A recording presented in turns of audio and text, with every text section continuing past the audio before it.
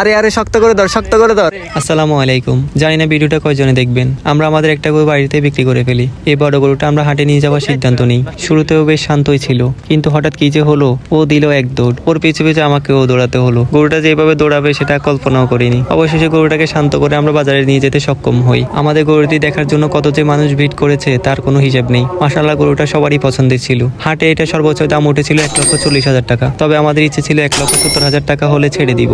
যেহেতু মনের মতো দাম মেলেনি, তাই ওখানে গরুটি রেখে আমরা একটু ভিতরে গেলাম অন্যান্য গরুগুলো দেখার জন্য। আমি শুরুতেই বলেছিলাম যে আমাদের এখানে আজকে প্রথম বাজার, সেজন্য একটু গরু কম উঠেছে। এখানে যে গরুটি দেখতে পাচ্ছেন, একটা গরুর মধ্যে দেখেন লালা পড়তেছে। গরুটার খাবারে কোনো সমস্যা ছিল মনে হয়। এই চাচাকে আমরা গরুটার দাম জিজ্ঞেস করি। উনি আমাদেরকে 1,45,000 টাকা বলেন। এরপর একটু ছাগলের বাজারটা দেখে নিলাম। ছাগলও প্রায় অনেকগুলোই উঠেছিল। ছাগলের এই ভিডিওটা আমি সুন্দরভাবে করতে পারিনি, অনেক মানুষ ছিল তো ভিডিও করতে একটু শরমই লাগতেছিল, নতুন নতুন বুঝেনি। হাটে ঘোরাঘুরি করতেছি এই জন্যই যে গরু এবং ছাগলের দাম সম্পর্কে একটি নির্দিষ্ট আইডিয়া নেওয়ার জন্য। ভবিষ্যতে হয়তো কাজে লাগতে পারে।